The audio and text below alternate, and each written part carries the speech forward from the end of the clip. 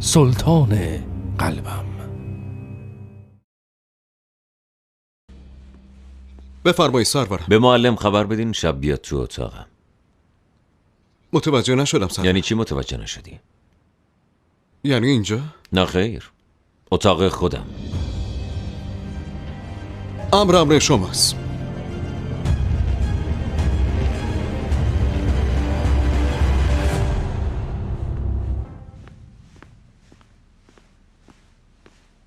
دنبالتون میگشتم آقا گنبر. خیره؟ پادشاه امشب منتظر خانم معلم تو اتاق شخصیش. آنا خانوم؟ مگه معلم دیگه هم داریم انبر؟ معلومه که آنا خانوم. میدونی میخواد چی کار کنه؟ میدونم. عصری نشستم با پادشاه صحبت کردیم. گفتم خیره واسه چی میخوای این آنا خانوم رو ها؟ مشکل چیه؟ خب توبه معلومه که نپرسیدم. شب بفرستش اتاق سلطان. وای کبوتر رو ببین. تو بترس از اون که سر به تو داره.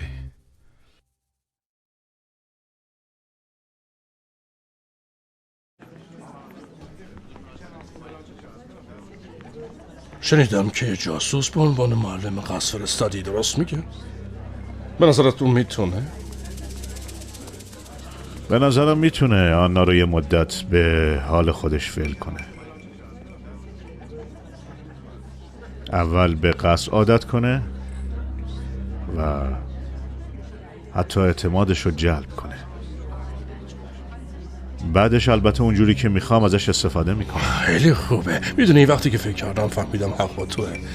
ما باید سلطان محمود سرش زیر آب کنیم. حق با توه. زیادی مضره. میدونی اون حضورش زیاد جالب نیست، ولی خب میخوام بهت بگم که باید کسی رو داشته باشیم که جایگزینش بکنیم. تو فکرت کسی هست؟ امروز سلطان اسما خیلی شیک شده، یا به نظر من اینطور میاد؟ تو چی فکر میکنی راجع به این قضیه؟ شمایل عثمانی ها رو هم داره. فکرش هم نمی کنی که فرانسویه. ببخشید.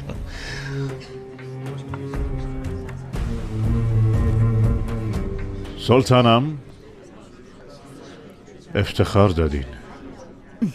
امیدوارم از جشن خوشتون اومده باشه. خیلی خوبه. بسیار خوش گذشت. اگه میدونستم میایید سالن، فقط سعی میکردم که سالن رو به شما اختصاص بدم. نیازی نیست. همینجوری هم خوش میگذره. شب بخیر. سلطانم.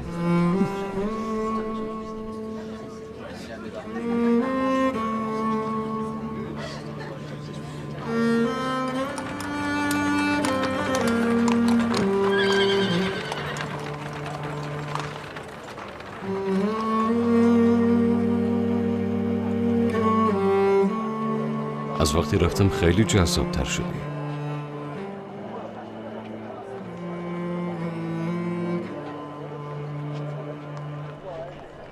نامیک پاشا. سلطانم، فکر میکردم اگه سالهای بعد ببینمتون نشناسمتون، ولی گذر زمان شما رو زیباتر کرده. من راجع به شما اینو نمیتونم بگم نامیک پاشا، چون این سالها شکسته ترتون کرده. احتمالا روابطتون توی غرب باعث این شکسته تر شدنتون شده. دکان حسودیتون شده سلطانم. آدم واسه کسی که ارزش براش داره حسودی میکنه. تو دل من نسبت به شما هیچ حسی نمونده. این حرفو باور کنم؟ باور کنین نامیک پاشا. شما همون موقع صداقتتون رو به سلطان انتخاب کردین. امتحان رفاقت رو شاید خوب پس داده باشین، ولی تو عشق رد شدین. همون موقع از قلبم پاکتون کردم و رفتین. اما چشماتون اینو نمیگه.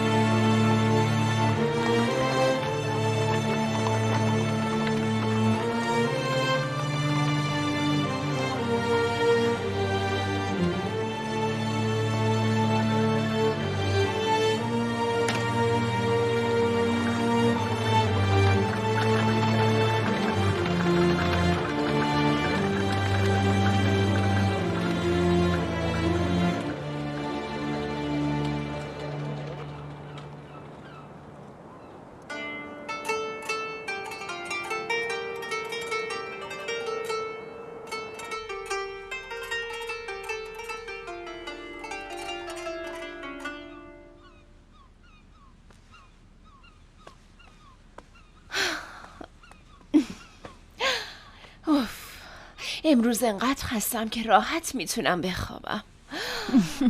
فکر کنم این بچه ها شما رو حالا خسته میکنن. کی این موقع شب؟ میتونم بیام خانوما؟ بیام بر آقا. زود باش کبوتر، واسه تو حموم خصوصی آماده کردم. بردار وسایل تو، بیا دنبالم. الان این از کجا در اومد؟ از یه جا در اومده دیگه. چقدر سوال میکنی؟ زود باش بیا. خصوصی ها؟ میبینی آیپری؟ ارزشم حالا فهمیدن. برم ببینم.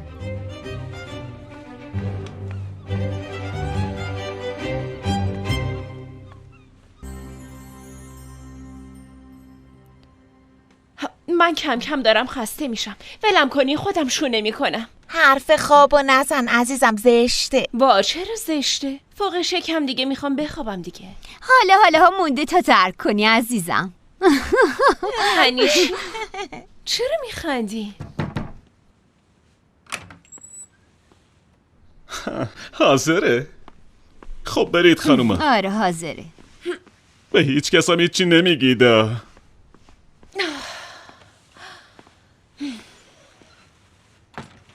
زود باش، پادشاه منتظره.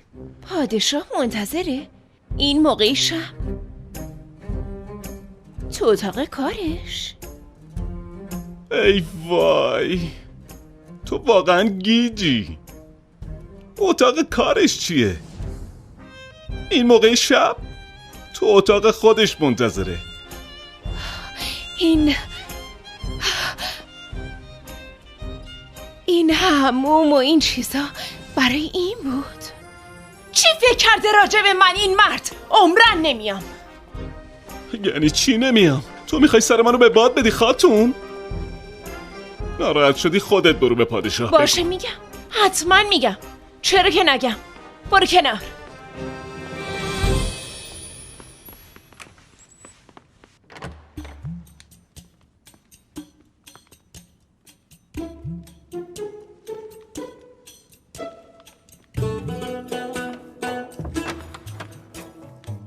آنا بیا.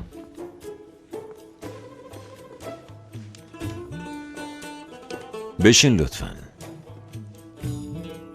نمیشینم.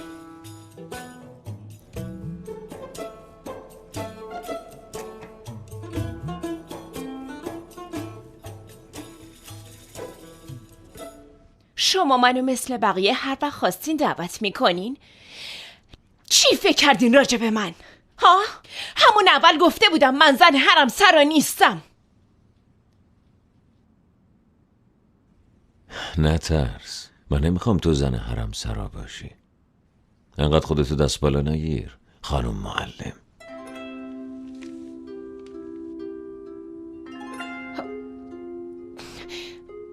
خب پس برای چی گفتی بیام اینجا؟ یه خبرایی راجع به من نوشتن، ولی چون زبانم خوب نیست نفهمیدم. نگاه کن ببین چی گفتن. بیا اینجاست.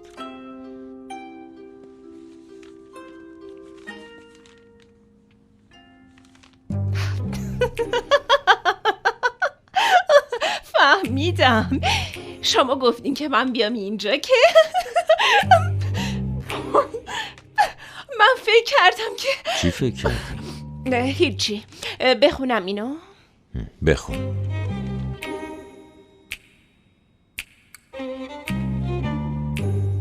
اگه تو الان دعوا نشده پس اتفاقی نیفتاده. دست نریزد عنبر. امروزم بی درد سر رد کردیم. ای وای، سلطان هوشیار.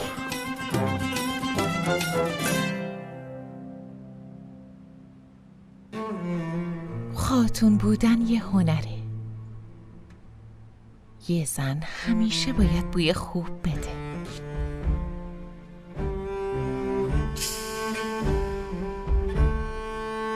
مرد که اونو بو میکنه یاد اون زن میافته.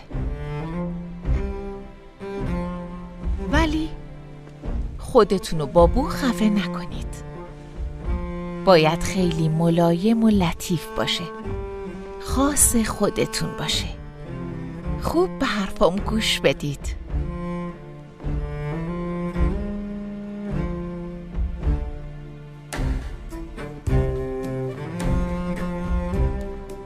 گردنبند توی زیبایی مهمه. چشمهاتون باید گیرا باشه. چشمای شما رو همه ندارن که سلطانم. خیلی باهوشی. تو این همه زن من سوگلی سلطان شدم کالفای عزیز. سلطانم. بفرما عنبر آقا.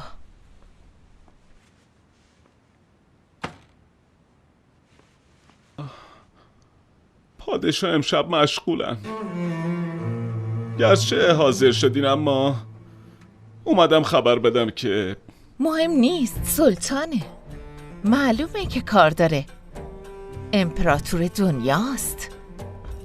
شما میتونید برید، دیر شده. تو وایسا.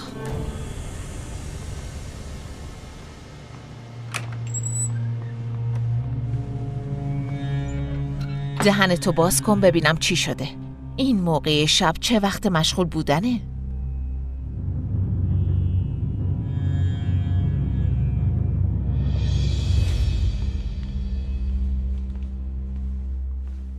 سرم گیج رفت. بشین و بخون. شورش مورها رو نوشته که با وحشت خون برطرف کردیم. وحشت و خون؟ ملعونا. مردمی که مثل برادر تو آرامش بودن و تحریک به آشوب کردن. صدها مسلمون رو کشتن. شمشیر وقتی از زامنش در بیاد تو نمیره تا اینکه یا با خون خیز شه یا اشک. دیگه چی نوشته؟ تو حمله کردن به شورشی ها محمد علی شاه هم سهم داشته و باید... این مزخرفا چیه نوشتن؟ یعنی چی سهم داشته؟ محمد علی پاشا بنده منه. هر دستوریو که من بدم انجام میده. بله البته.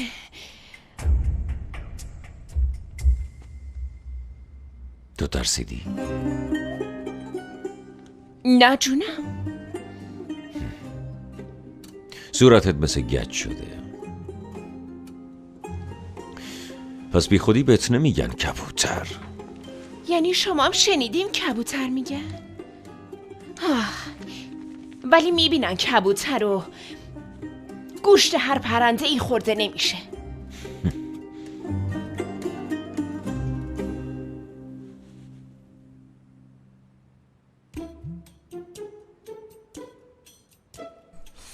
اینا فوق‌العاده‌ان. میدونم که خیلی دوست داری عنبر آقا. شیرینیای مخصوصه، کاشکی بتونی بخوری. دهنتو باز میکنی یا نه؟ سلطانم اصلا نمیتونم بگم کی پیش سلطانه. کی میخواد بفهمه تو گفتی؟ این بین ما یه راز میمونه. زود باش عنبر آقا، خستم کردی. حالا که اینطور شد قبرو قبرو. دیوونه شدی عنبر آقا؟ قبرو قبرو. پرنده قبرو. پرنده پرنده. کدوم پرنده رو میگی؟ دیوونه شدی یا؟ گفتم این شیرینی ها حقمه. نوش جونم.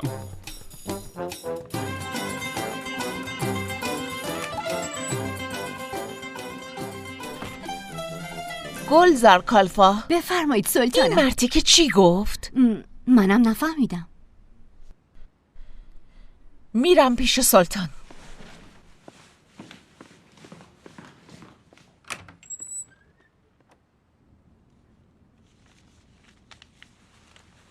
این عوارض مربوط به پاریسه، درسته؟ بله.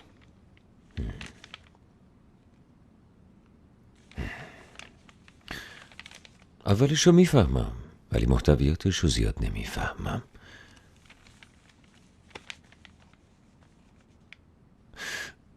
یه فکری دارم.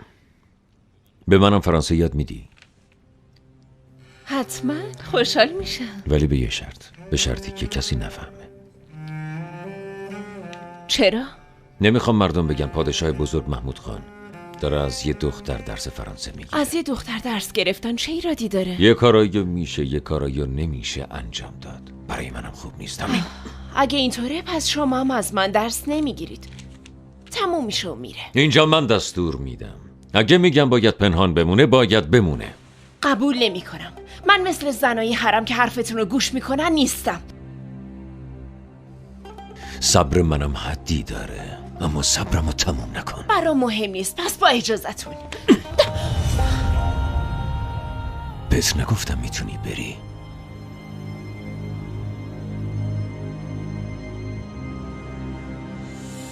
حالا میتونی بری.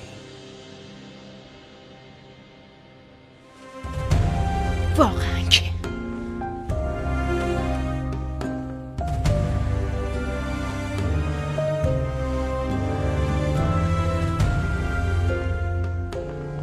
برو کنار. کبوتر وایستا. کجا؟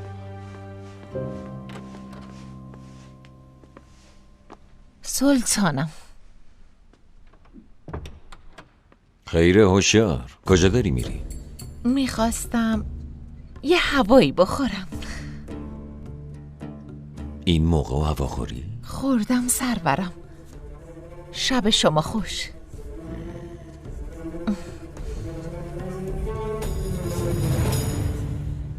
ای خدا، الان قلبم وای میسه انقدر دویدم. خاتون وایسا، دارم از فضولی میمیرم. چی شد اون تو؟ زهر مار شدم بر آقا.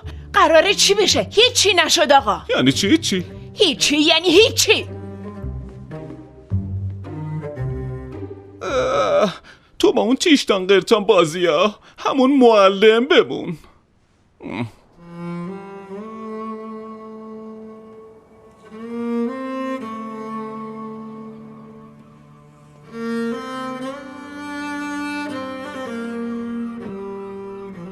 اسما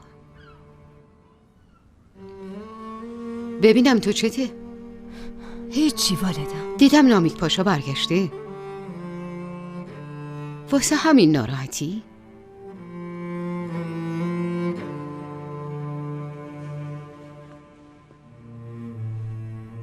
اگرم اینطور باشه چی میشه؟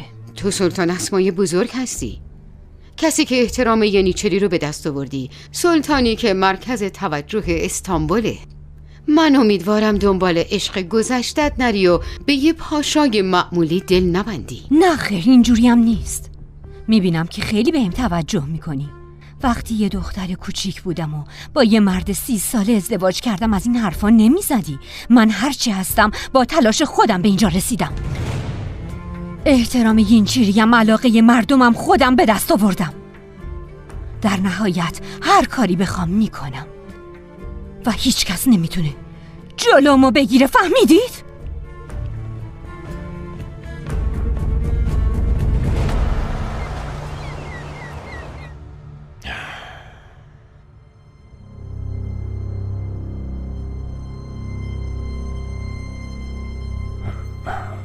سرورم اگر قبول کنید. صبر کن آقا خلید، حرف دارم باهاتون. همه گوشاشونو خوب واکنن و درست گوش کنن. هدف از این که اینجا جمعتون کردم اینه که بعضی تصمیمامو میخوام با شما در میون بذارم. من تصمیم گرفتم توی دیوان یه تغییرات اساسی ایجاد کنم. من صدر اعظم محمد سعید غالب و عزل میکنم. صدر اعظم جدیدم محمد سلیم سری بندری.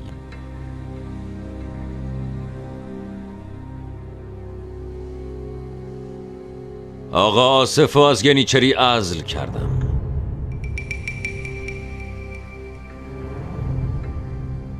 رئیس ینیچری جدید از این به بعد آقای محمد جلال الدینه.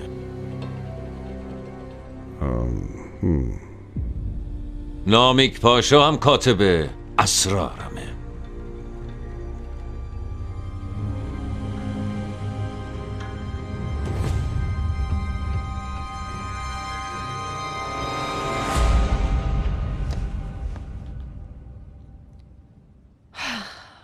پس اینطور.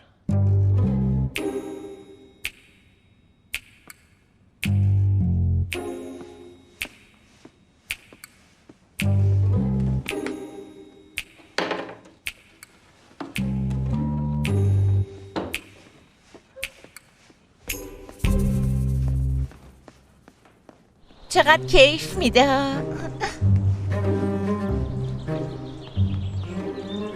بازم ما رو پیدا کرد.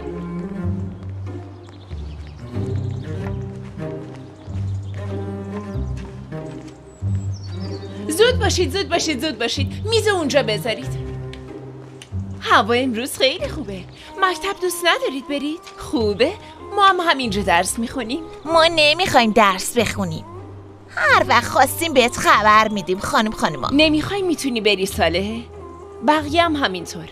ولی این وضعیت رو به پادشاه خبر میدم، اینو بدونید. اوف، بریم.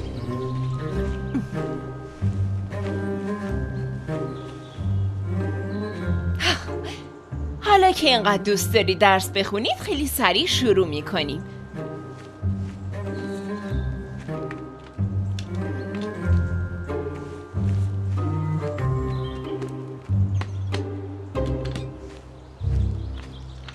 صفحه اول رو باز کنید. رقم ها و نقاشی ها رو میبینید؟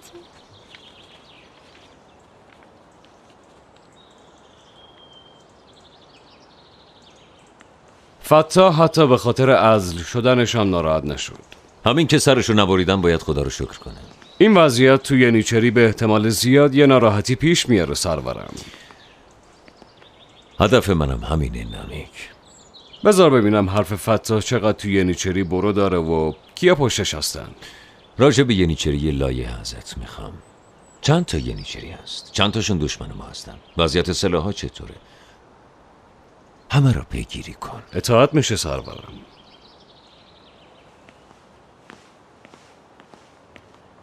1 2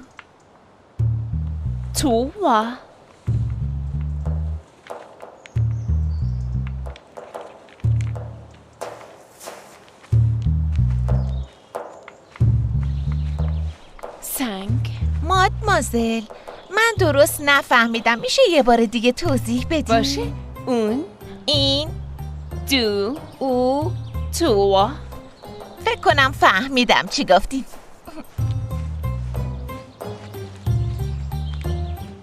حالا نوبت بقیه رقم هاست.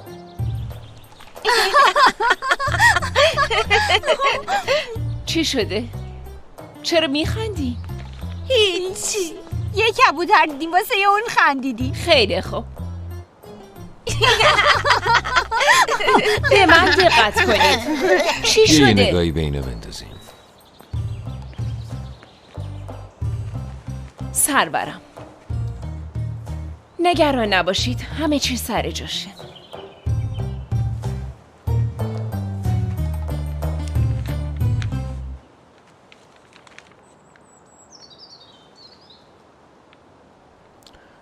حتما همینطوره.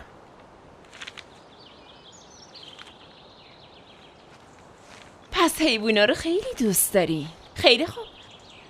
پس هرچی پرنده توی کتاباتون میبینید اسم فرانسه‌شو 10 بار مینویسید. بله، هر کدوم 10 بار. نگاه نکنید، شروع کنید. الان؟ بله، همینطوره. نمیشه که سرورم. به من هیچ ربطی نداره. بین شما و معلمتونه.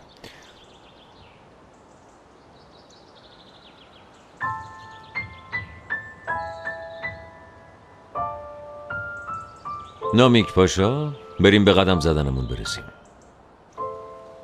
خسته نباشید.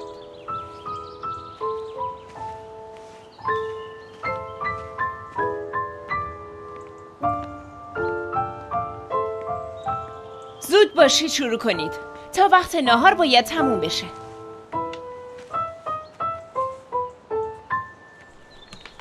با تو هم نمی نویسیم.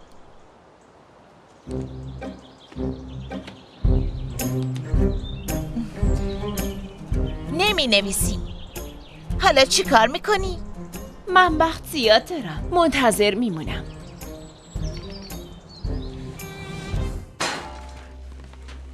همینجوری قراره منتظر شیم؟ آقا فتاح ها عرض کردن چنین چیزی ممکن نی؟ ساکت باشی! باید صبر کنیم آقایون. آقا فتاح هر کاری بگه ما همون کارو میکنیم. میبینی آقا خالد، بگه اشاره من بند دیگو بلند کنم.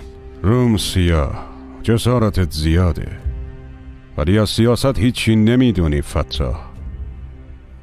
همون قدری که یکی رو پایین کشیدن مهمه، جاش یکی رو گذاشتنم مهمه. وگرنه پسر یه عثمان میره، پسر اون یکی میاد. مهم اینه که کسی که میاد کاری به کار ما نداشته باشه. یعنی میگی یکم دیگه صبر کنم؟ کم مونده بود سرم بره. دیگه چقدر صبر کنم؟ کسایی که بهشون اعتماد داری را جمع کن تو قهوه خونه متروکه. مواظب باش جاسوس محمود این وسط ها نباشه. باشه، ولی موضوع چیه؟ اگه بدونی چی تو سرمه دهنت وا میمونه.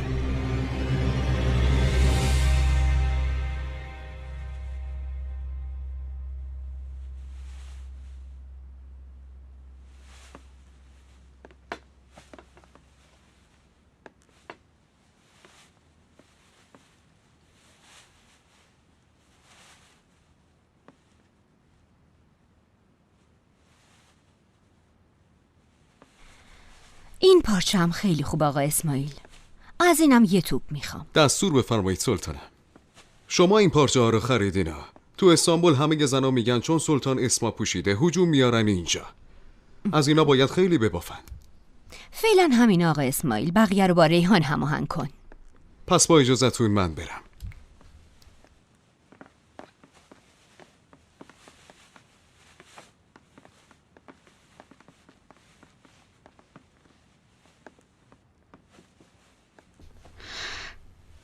این آماده شدنا و خرید کردنا امیدوارم به خاطر نامیک پاشا نباشه. بازم مسئله همیشگی. به مسائلی که به شما مربوط نیست دخالت نکنید لطفاً. سلطانم، از طرف آقا خالد.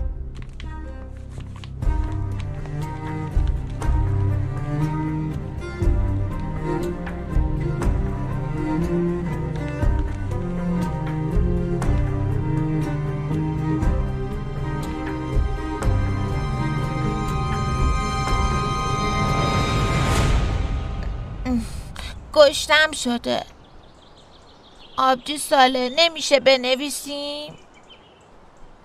دیگه نمیخوام، نمیتونم تحمل کنم. بشین تکلیفتو انجام بده صالحه.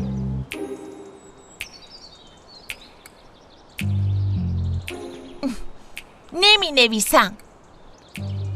پس هیچ قرار نیست که بری. ما مشکلی نداریم، منتظر میمونیم. میل خودت.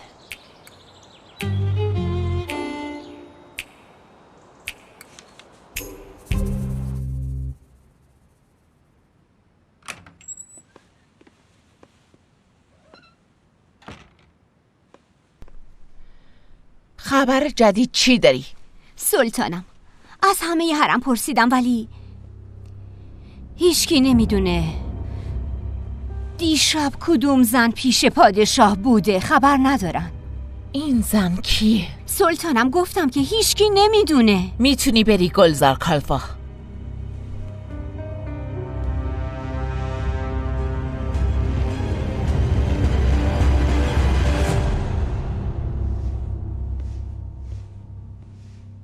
ای بابا چقدر طول کشید درس امروز. کیه این معلم جدید انبر آقا؟ انقدر خوشگله که نپرس. باهوش هم است ولی یکم زود جنجه. توی این مدت اولین بار یه معلم میبینم. فعلا معلمه. وضعیتش هر آن ممکنه تغییر کنه. از من گفتم بود. نگی نگفتی یا؟ متاسفم نمیتونم زبونمو نگه دارم. با اجازه. بشین انبر آقا. منم میخواستم که شیرینی بهت تعارف کنم. ولی با نقطه ضعف یه آدم انقدر بازی نمی کنن. تعریف کنم بر آقا. خیلی خوب، حالا این شد یه چیزی. پادشاه دیشب معلمو به اتاقش دعوت کرد. نمیدونم چی بینشون اتفاق افتاد، ولی سلطان هوشیار چون نتونست پادشاهو ببینه دیوونه شد. ای هوشیار ای، پس واسه تو هم رقیب اومد.